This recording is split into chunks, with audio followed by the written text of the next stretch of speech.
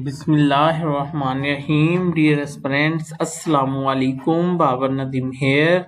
Dear aspirants, आज हम 36 lecture करेंगे सीपीसी का और आज हम ऑर्डर 12 एडमिशन जो है उसके बारे में हम लोग पढ़ेंगे।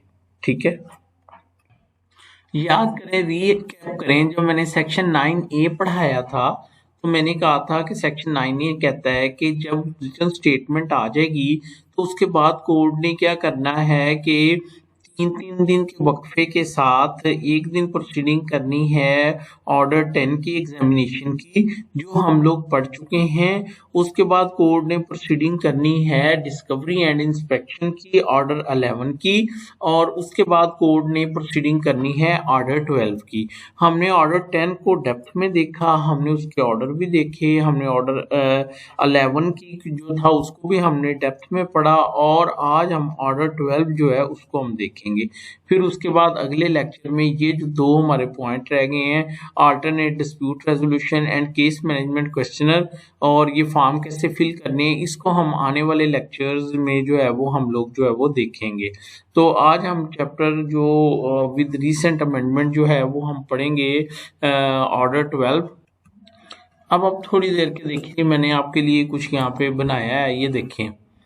जो एडमिशंस होती हैं वो और किसी डॉक्यूमेंट की भी हो सकती है और वो किसी फैक्ट की भी हो सकती है। ठीक है, अच्छा, अगर वो किसी फैक्ट की है तो वो थ्रू प्लीडिंग भी हो सकती है और वो थ्रू अदरवाइज देन प्लीडिंग भी हो सकती है। ठीक है, अगर प्लीडिंग से है तो इससे क्या मुराद है, या तो उसने अपनी प्लेंट या रिटर्न स्टेटमेंट में स्पेसिफिकली उस चीज को क्या किया हो, एडमिट किया हो, तो इसको कहेंगे admission of facts pleading expressly. ठीक है, अच्छा, या दूसरा तरीकेकार ये है कंस्ट्रक्टिवली।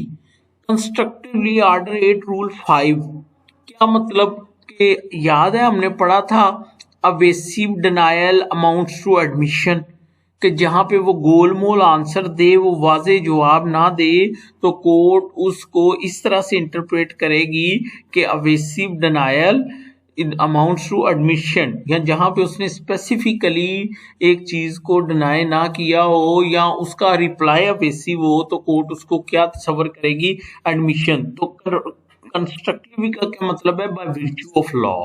डन, समझ आ गई मैं आपको मेरी बात की। तो प्लीडिंग के दो हिस्से आपने देख लिए, यानी देख लिया कि फैक्ट की एडमिशन थ्रू प्लीडिंग जो है वो एक्सप्रेसली या इम्प्लाइडली या कंस्ट्रक्टिवली होती है। ठीक है, अच्छा, अब एडमिशन ऑफ फैक्ट्स अदरवाइज भी हो सकती है। वो कैसे, सबसे पहले एग्जामिनेशन के थ्रू। याद करें, बड़ा डिटेल में हमने पढ़ा, हमारा लेक्चर था एग्जामिनेशन का, हमने देखा था को कैसे उसको मजबूर किया जा सकता है कि तुम इस बात का जो है वो जवाब दो। ठीक है, फिर उसको ऑरली एग्जाम बुला के एग्जामिन भी किया जा सकता है। उसके बाद इंटेरोगेटरीज, उसको सवालनामे दिए जाते हैं।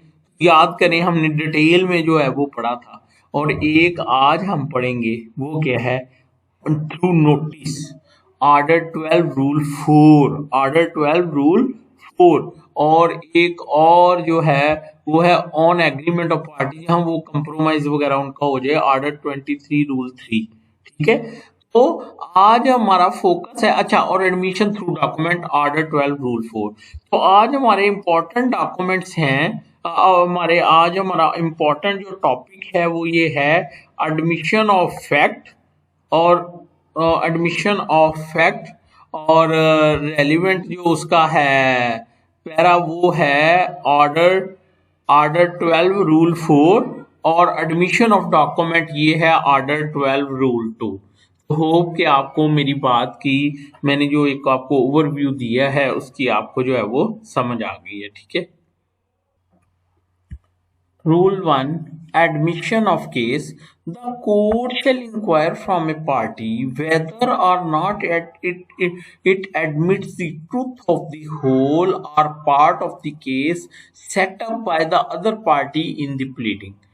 ठीक है, वेरी इंपॉर्टेंट रिसेंट अमेंडमेंट, अभी रूल शामिल किया गया है कि कोर्ट पार्टियों से पूछेगी कि क्यों भाई कोई जो दूसरी पार्टी का जो केस है, क्या तुम उसको मुकम्मल या पार्टली तुम उसको एक्सेप्ट करते हो? देखिए मेरी बात सुने, आज ही मैंने अनफॉर्चुनेटली इस वक्त मेरे पास वो है नहीं, इस वक्त मेरे पास वो है नहीं, वो फाइल। आज ही मैंने एक केस के अंदर जो है वो ये वाली जो है वो कार्रवाई की। मैंने उनसे पूछा कि भाई बताएं जरा कि क्या आप जो है इसका केस जो है इसको टोटली डिनाई करते हैं या पार्टली डिनाई करते हैं, क्या करते हैं? तो उसमें डिस्प्यूट ये था कि पार्टी का दावा ये था कि हमारा जो है वो जो है वो 1 करोड़ 40 लाख रुपए का एग्रीमेंट हुआ, ठीक है। और उसके बाद 2 लाख रुपया एक दफ़ा दिया गया, 1 लाख रुपया एक दफ़ा बयाना दिया गया और तय किया गया कि इस डेट के ऊपर बाकी रकम दे के रजिस्ट्री की जाएगी। और उसके बाद स्टैम्प पेपर भी निकलवाए गए, सब कुछ निकलवाया गया। और उसके बाद जो है, लेकिन रजिस्ट्री के वक्त ये जो डिफेंडेंट है ये इनकारी हो गया, इसने रजिस्ट्री नहीं करवाई। तो उसका जो दावा था वो ये था कि जी कोर्ट जो है ना वो स्पेसिफिक परफॉर्मेंस जो है वो करवाए, ठीक है।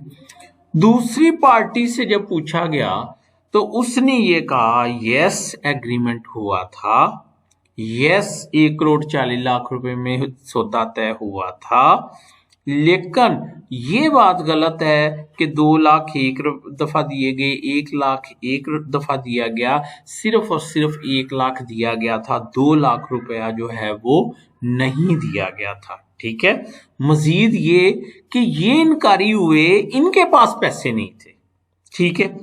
तो अब मैंने उनसे इंक्वायर किया तो मैंने ये देखा कि वो इस हद तक प्लेंटिफ जो है वो डिफेंडेंट का जो मसलन जो डिफेंडेंट है वो इस हद तक उसका क्लेम मानता है कि एग्रीमेंट जो था वो हुआ था 1,40,000 रुपए में, 1 करोड़ 40 लाख रुपए में सौदा तय पाया था और 1 लाख रुपया अदा हुआ था। लेकिन वो इनकारी है कि 2 लाख रुपया जो है वो नहीं अदा हुआ था। तो मैंने उनकी स्टेटमेंट लिखी और मैंने कहा कि वो इस हद तक जो डिफेंडेंट जो है वो इस बात को जो है वो पार्टियां जो है इस चीज़ को एडमिट करती हैं कि एग्जीक्यूशन हुई थी, एग्रीमेंट हुआ था। लेकिन एक पार्टी का ये वर्शन है कि वो जो है वो एक पार्टी का वर्शन जो है वो ये है कि इसने मुझे रजिस्ट्री नहीं करवा के दी, दूसरी पार्टी का ये कहना है कि इसके पास पैसे नहीं थे इसलिए रजिस्ट्री नहीं हुई। एक और केस में मैंने ऐसे ही तकसीम का दावा था, तो उसमें मैंने पार्टियों से पूछा तो उसके फैक्ट्स ये थे कि एक पार्टी ये कहती थी कि भाई मैं भी को ओनर हूँ, तो ये मकान जो है ये डिफेंडेंट के कब्जे में है, इसको तकसीम किया जाए, ठीक है। दूसरी पार्टी से पूछा तो उसने कहा यस दुरुस्त है कि ये जो मकान है ये इसमें हम सब मालिक हैं, ठीक है, और दुरुस्त है कि मेरा ही कब्जा है, लेकिन उसके ऊपर जो कंस्ट्रक्शन है वो मैंने की है, मलबा मेरा है। तो मैंने इससे ये कहा है कि भाई तकसीम करना है तो कर लो, लेकिन ये जो मैंने अपनी जेब से कंस्ट्रक्शन की है इसके पैसे दो, इसके पैसे दो। तो उस वजह से ये डिस्प्यूट अराइज हो गया और इसने जो है वो दावा जो है वो कर दिया है, दायर कर दिया है, ठीक है। तो ये भी जो एक दावा था इसमें दोनों पार्टियां एडमिट करती हैं, एक दूसरे को मालक तस्लीम करती हैं, ठीक है। और लेकिन जो उसके ऊपर बिल्डिंग है उसकी जो मालियत है उसकी बाबत जो है वो पार्टियां डिस्प्यूटेड हैं। ये कहता है कि इसकी कंस्ट्रक्शन जो है वो मैंने की है और दूसरी पार्टी ये कहती है कि हमने मिलके की है। अच्छा, उसके बाद एक और एग्जांपल भी हो सकती है कि एक पार्टी ये कहती है कि जनाब इससे मैंने इतने पैसे लेने हैं, तो मुझे इससे ये पैसे जो हैं वो दिलाए जाए, ठीक है। दूसरी पार्टी कह सकती है कि जी ये 100 रुपया जो मांग रहा है ये गलत है, अलबत्ता मैं ये तस्लीम करता हूँ कि मैंने इसके 50 रुपए जो है वो देने हैं। तो ये इस चीज़ की एग्जाम्पल है, ये जो हम लोग जो है वो हम लोग पढ़ रहे हैं कि admission of the court shall inquire from a party whether or not it admits the truth of the whole or part of the case set up by the other party in the pleading। तो hope आपको इसकी समझ आ गई। इसी चीज की एक झलक जो है वो आपको फॉर्म्स में भी नजर आएगी, और फॉर्म आपको याद होंगे जो मैडम जो फॉर्म्स जो हमने पढ़े थे, जो प्लेंटिफ जो कोर्ट ने फिल करना है वो फॉर्म नंबर 13, जो प्लेंटिफ ने फिल करना है वो फॉर्म नंबर 14, और जो डिफेंडेंट ने फिल करना है वो फॉर्म नंबर 15। तो अब आप जरा उनके फॉर्म्स देखें तो वहां पे भी आपको कुछ नजर आएगा। ये देखें, ये फॉर्म नंबर 14 आ गया प्लेंटिफ का। इसमें देखें स्टेटमेंट ऑफ एडमिटेड फैक्ट, कौन से फैक्ट्स हैं जिसको प्लेंटिफ तस्लीम कर रहा है, और कौन से फैक्ट्स हैं जिसको डिफेंडेंट जो है वो डिनाई कर रहा है।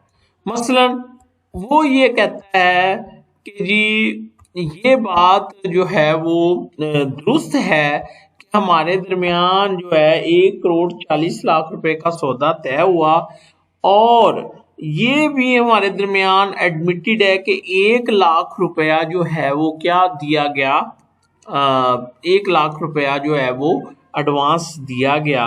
लेकिन जो डिस्प्यूटेड फैक्ट है वो ये है कि मैंने 2,00,000 दिया जिससे वो इनकारी है, और दूसरी बात ये है कि मैं उसकी वो करवाने से इनकारी हुआ, रजिस्ट्री किसकी, उसकी यानी प्रॉपर्टी की, यानी मेरे पास डिफॉल्ट था, मैं उसकी रजिस्ट्री जो है वो नहीं करवा सका।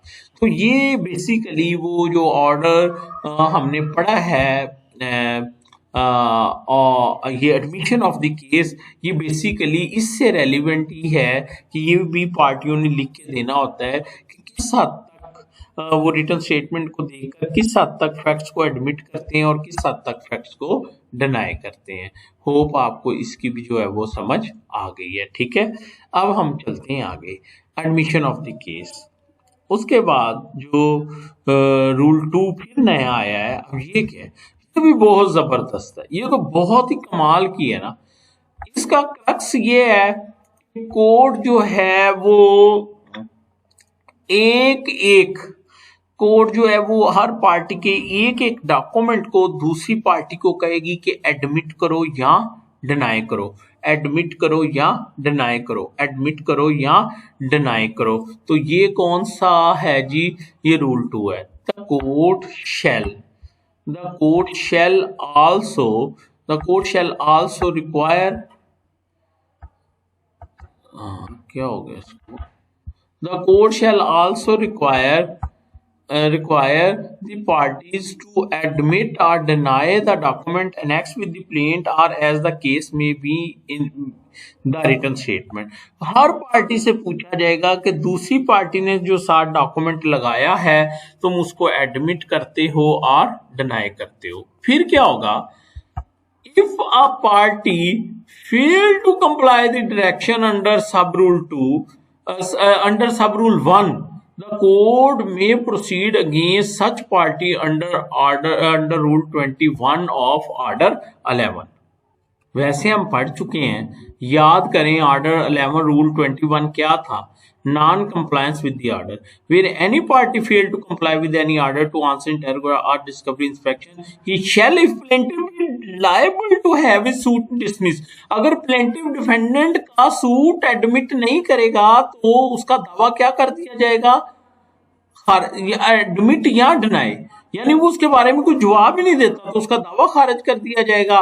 और अगर डिफेंडेंट है तो उसका डिफेंस जो है वो क्या कर दिया जाएगा, वो स्टक ऑफ कर दिया जाएगा। तो बच्चों आपको पता चला कि किस तरह कोर्ट ने पार्टियों को पाबंद किया है कि वो हर डॉक्यूमेंट को एडमिट करें या डिनाई करें, वो अगर नहीं करेंगे तो ऑर्डर 11 रूल 21 वाली जो प्रोविजन है वो अप्लाई होगी। If a party denies the document which is proved at the trial, the court shall burden such party with heavy costs as it may deem fit. और अगर किसी पार्टी ने जानबूझ के डॉक्यूमेंट को डिनाई किया जो बाद में साबित हो गया तो उसको कोर्ट हैवी कॉस्ट जो है वो क्या करेगी, डालेगी। यानी कोर्ट ने अब सारे रास्ते बंद कर दिए। पहला ये है कि कोई पार्टी जवाब ही नहीं देती, कोर्ट ने कहा उसका दावा खारिज कर दो अगर वो प्लेंटिफ है। अगर डिफेंडेंट किसी डॉक्यूमेंट को एडमिट नहीं करता तो उसका दावा उड़ा दो, ठीक है। और अगर कोई पार्टी जानबूझ के डिनाई करती है तो उसको कास्ट डाल दो, उसको जब वो डॉक्यूमेंट अगर प्रूव हो जाता है तो उसको क्या करो, उसको कास्ट डाल दो। तो बच्चों यही बेसिकली दो थे, वो क्या कहते हैं, दो अहम रूल्स थे इसमें ऑर्डर 11 में। पहला जो है कि भाई केस को एडमिट करो या डिनाई करो, और दूसरा क्या था कि भाई हर डॉक्यूमेंट को एडमिट करो और डिनाई करो। अब हम थोड़ा सा प्रोसीजर देख लेते हैं। सबसे पहली बात यह है कि हमने उसको जो है वो फिक्स कैसे करना है, उसको हमने वहां से उठा के कैसे लाना है। यानी ऑर्डर 11 से ऑर्डर 12 के लिए हमने उस केस को एडजर्न कैसे करना है, ठीक है, एडजर्न कैसे करना है। तो उसके लिए मैं आपको बताता हूँ फॉर ऑर्डर 12, ये देखें, today the case is fix for proceeding under order 11, ठीक है। Arguments over maintainability, argument over application, ठीक है। उसके बाद वो वट एवर जो वो कोर्ट ने उसमें प्रोसीडिंग की है, ठीक है। और उसके बाद ठीक है, तो ये लिखा है कि किसी भी पार्टी ने ऑर्डर 11 की कार्रवाई नहीं की, ना इंटेरोगेटरी दी है, ना उसने वो डॉक्यूमेंट्स बताए जिसको उसने इंस्पेक्शन करना है। तो ये देखें, सबसे पहले केस को क्या करेगी, now in compliance of order 9A rule 1 class C of the case is hereby fix for proceeding under order 12। एक ऑर्डर में कोर्ट क्या करेगी, 8(1) के लिए केस को फिक्स कर देगी, किसके लिए, ऑर्डर 12 की कार्रवाई के लिए। और उस दिन कोर्ट जो है वो जो हमने दो रूल्स पढ़े हैं उसके बारे में कोर्ट क्या वो करेगी कार्रवाई। देखें, today the case is fix for pre trial proceeding under order 12। अब ये देखें, in compliance of the order 12 rule 1, it is inquired from each party whether it admits the truth of the whole or part of the case set up by the other party in the pleading, and each party has denied the case of the other party in toto, और हर party ने मुकम्मल तौर पे दूसरी party की case का क्या किया है, डिनाई किया है, ठीक है। Further, in compliance of order 12 rule 2, each party was directed to admit or deny the document produced by the other party. In this regard, statement of the parties have also been recorded and admitted documents have been duly exhibited. अब क्या होगा कि court एक page के ऊपर parties का बयान लिखेगी कि प्लेंटिफ के ये जो डॉक्यूमेंट है इसको मैं एडमिट करता हूं, और कोर्ट उसको एग्जिबिट लगा देगी, exhibit P1, exhibit P2, exhibit P3। और जो प्लेंटिव डिफेंडेंट के डॉक्यूमेंट्स वो एडमिट करेगा उसको वो जो है वो कोर्ट एग्जिबिट लगा देगी D1, D2, D3। तो उसको रिकॉर्ड का क्या बन जाएगा, हिस्सा बन जाएगा। तो वो डॉक्यूमेंट जो थ्रू एविडेंस साबित होना था, अब वो डॉक्यूमेंट जो है वो वैसे ही साबित हो रहा है किस स्टेज के ऊपर कि ये जो ऑर्डर 12 की कार्रवाई है उसके अंदर। तो बच्चों, मैंने आपको ऑर्डर जो 12 है उसका रूल 1, 2 पढ़ाया और उसकी प्रैक्टिकल अप्रोच भी मैंने आपको दिखाई। अब उसके बाद है form of notice. A notice to admit document shall be in Form 9 in Appendix C with such variation as circumstances may require।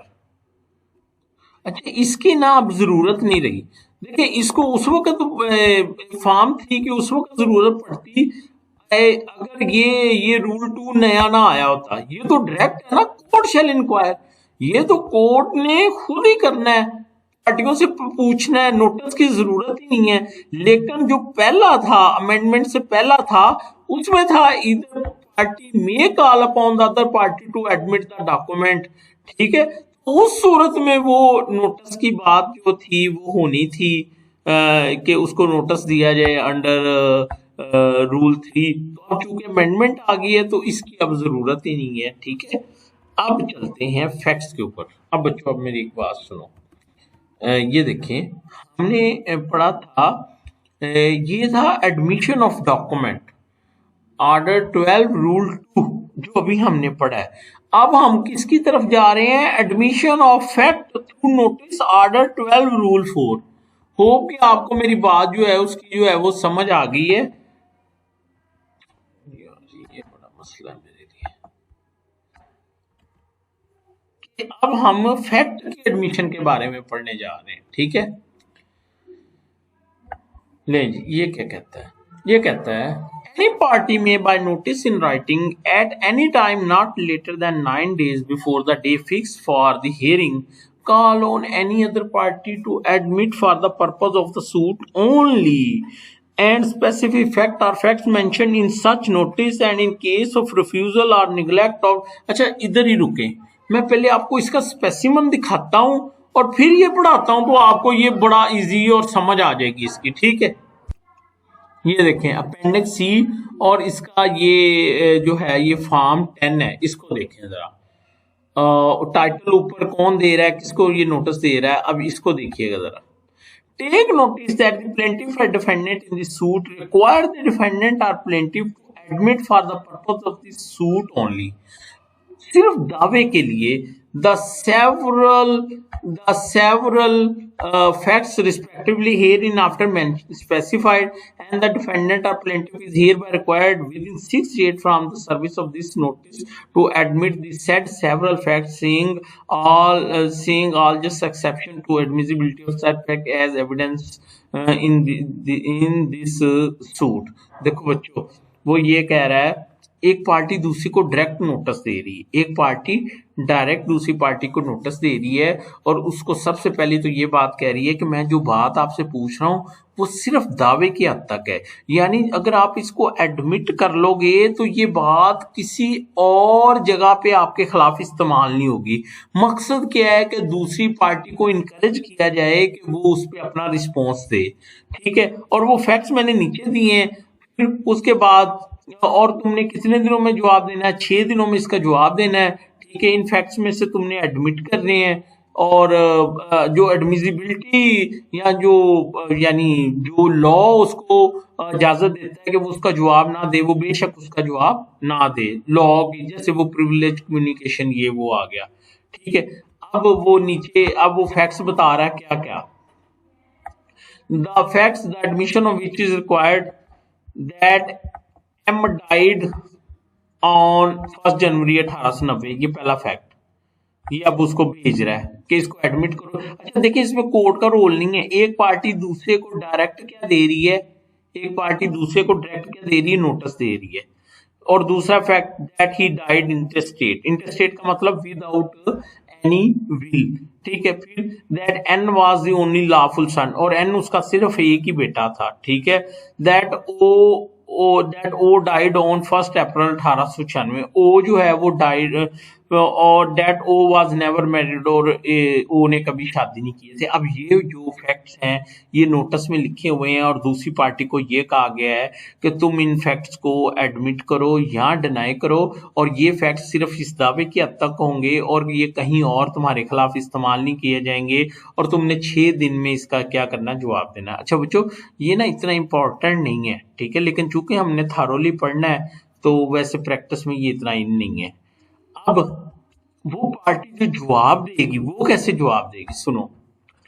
वो जवाब दे रही है, कहते हैं defendant are plaintiff in suit for the purpose of suit only, वो भी ये कह रहा है मैं सिर्फ दावे के लिए, hereby admit the several respectively hereinafter specified, तुमने जो फैक्ट्स दिए उनको मैं एडमिट करता हूँ subject to qualification of limitation if any, यानी लॉ की जो एक्सेप्शंस हैं उनको ये डिफाइन नहीं करेंगी.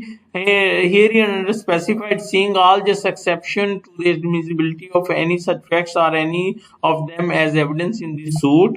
ठीक है, provided that the admission is made for the purpose of suit only, कि ये सिर्फ दावे के लिए है, and it is not an admission to be used against the defendant or plaintiff on any other occasion or any other than the plaintiff or defendant or party requiring the admission. और ये जो party जो है वो दे रही है admission का, कह रही है डॉक्यूमेंट को, उसके अलावा भी किसी के अगेंस्ट इस्तेमाल नहीं होंगे. अब वो फैक्ट्स क्या हैं? फैक्ट्स जो उसने ये लिखे थे, अब वो उसका जवाब दे रहा है. ठीक है, उसने 1 का जवाब नहीं दिया तो इसका मतलब डिनाई कर दिया है. 2 का उसने जवाब नहीं दिया. ठीक है, 3 का वो जवाब देता है, तो कहता है the N was lawful son, और वो कहता है but not that he was only law son. ठीक है, वो कहता है कि ठीक है, लेकिन ये गलत है कि वो वही उसका सिर्फ बेटा था, ये गलत है. ठीक है, चौथा क्या है? That O died but not he died on 1 April 1896. लेकिन ये बात गलत है, वो 1896 को जो है वो बट नॉट दैट कि वो 1 अप्रैल 1896 को मरा, इससे मैं इनकारी हूँ. 5वें का उसने जवाब नहीं दिया. तो बच्चों आपने देखा है कि एक फैक्ट के बारे में एक पार्टी दूसरे को किस तरह से वो देती है, क्या कहते हैं, नोटिस देती है, और दूसरी पार्टी उसका जो है वो जवाब देती है. ठीक है, तो अब हम इसको पढ़ते हैं, अब आपको समझ आ जाएगी. ठीक है,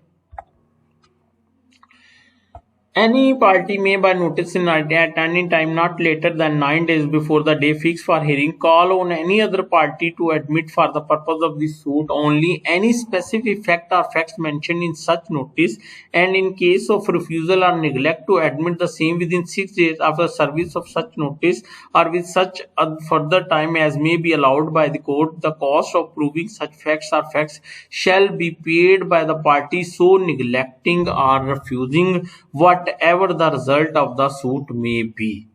ठीक है, देखें वो कह रहा है कि अगर एक पार्टी ने दूसरी को नोटिस दिया कि ये डॉक्यूमेंट्स को एडमिट करो या डिनाई करो, तो उस पार्टी ने इस बात को, उस नोटिस को इग्नोर किया या उसने उसका कोई जवाब ही नहीं दिया. ठीक है, तो उस सूरत में उन फैक्ट्स को जो प्रूव करने की कॉस्ट होगी वो उस पार्टी के ऊपर चली जाएगी, चाहे दावा उसके हक में हो चाहे उसके खिलाफ हो. ठीक है, unless the court otherwise direct, अलबत्ता कोर्ट की मर्जी है कि वो ऐसा ना करे. Provided that any admission made in pursuance of such notice is to be deemed to be made only for purpose of particular suit. अलबत्ता ये जो एडमिशन थ्रू नोटिस होगी ये सिर्फ और सिर्फ जो है उस केस की हद तक होगी, and not as an admission to be use against the party on any other occasion और in favour of any person other than the party giving such notice. और ये किसी और मौके पे इस पार्टी जो एडमिट कर रही है उसके खिलाफ नहीं इस्तेमाल होगी और ये किसी दीगर पार्टी के खिलाफ भी इस्तेमाल नहीं होगी. Provided also the court may at any time allow any party to amend or withdraw any admission so made on such terms as may just. अलबत्ता कोर्ट चाहे तो पार्टी को ये एडमिशन वापस लेने की भी इजाजत दे सकती है with cost with what ever.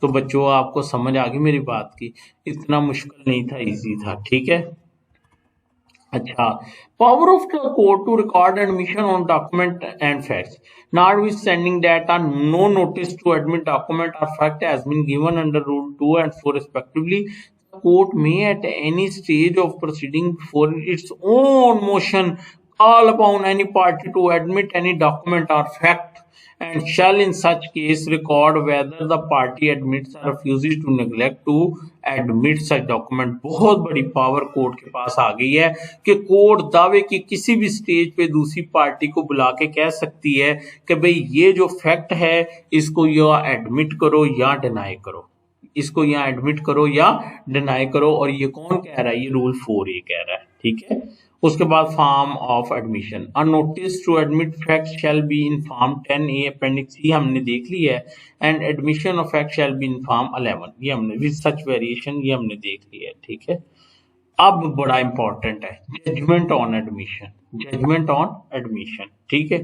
Any party may at any stage of the suit where admission of the facts have been made either on the pleadings or otherwise applied to the court for such judgment or order as upon such admission he may be entitled to without waiting for determination of any other question between the parties।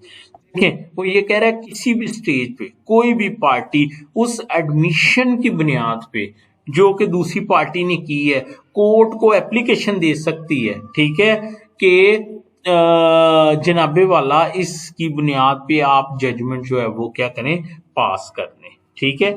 तो उस admission के हद तक अगर तो total overall ही दावा कंसीड कर लिया दूसरी पार्टी ने, फिर तो पूरा दावा ही डिक्री कर देगी कोर्ट, ठीक है।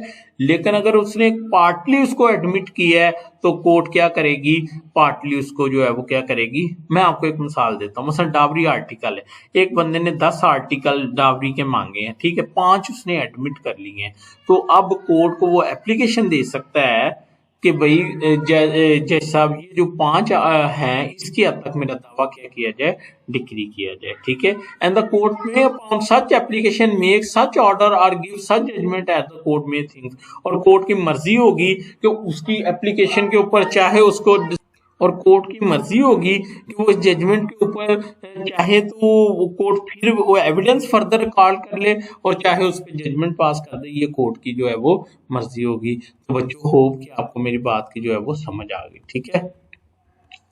Affidavit of signature, an affidavit of pleader or his clerk of the due signature of any admission made in pursuance of any notice to admit document or fact shall be sufficient evidence of such admission if evidence thereof is required। देखिए मेरी बात सुने, हमने पढ़ा था ना कि वो थ्रू नोटिस एडमिट कर सकता है एक फैक्ट को, और ये कोर्ट से बाहर की बात थी कि उन्होंने एक दूसरे को जो है वो नोटिस देना है। अब अगर बाद में वो एडमिशन साबित करनी है कि नोटिस दिया गया था या दूसरी पार्टी ने उसको एडमिट किया था, जैसा कि हमने वो एनेक्चर्स में देखा है, उसके लिए वकील साहब का जो एफिडेविट होगा कि जी वाकई मैंने इस पे नोटिस सर्व किया था, वो काफ़ी होगा उसको साबित करने के लिए कि ये नोटिस जो है और नोटिस टू एडमिशन जो है वो दे दिया गया था, ठीक है। अगर उस एडमिशन थ्रू नोटिस को साबित करना है तो सिर्फ उसका एफिडेविट जो है वो काफी होगा। अब उसके बाद है नोटिस टू प्रोड्यूस डॉक्यूमेंट, ठीक है। अच्छा, इसको समझने के लिए ना बच्चों एक दफा फिर मैं आपको जो है ना वो जो अपेंडिक्स है ना उसमें लेके चलता हूँ। Notice to produce general form order 12 rule, take notice that you are hereby required produce and show to the court at the first hearing of the suit all books, papers, letters, copies of letters and other writings and documents in your custody, possession or power containing any entry, memorandum or minute relating to the matter in question in suit and particularly। देखें, एक party दूसरी को notice दे रही है कि तुम्हारे पास जो जो भी डॉक्यूमेंट हैं वो आप कोर्ट को क्या कर दो, पेश कर दो, ठीक है। अच्छा, अब आ जाए रूल के ऊपर।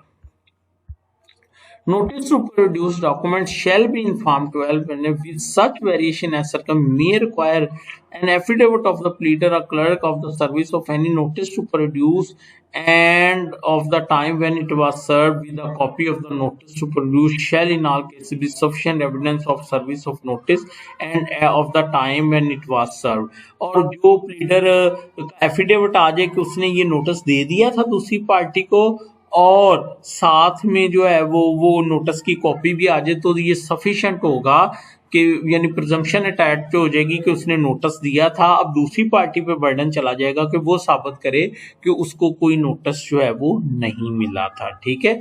अच्छा, अब एक चीज जो मैं आपको बताना चाहता हूँ वो ये है, एक हमने रूल 14 पढ़ा था ऑर्डर 11 का, वो भी प्रोडक्शन ऑफ डॉक्यूमेंट के लिए था।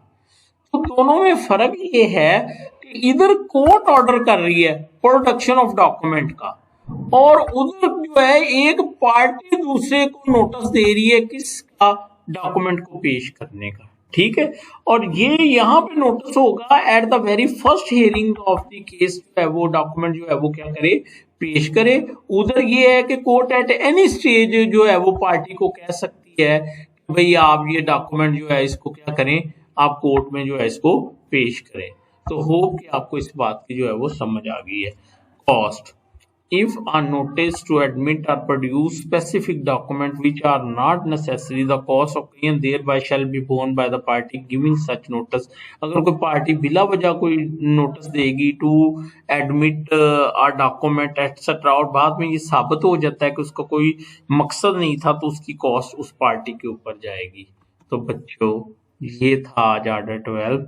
बोरिंग होगा आपके लिए लेकिन करना था, और मैंने इसको पढ़ा, आपको करवाया, और होप कि आपको समझ आ गई। Thank you so much. अल्लाह हाफिज़।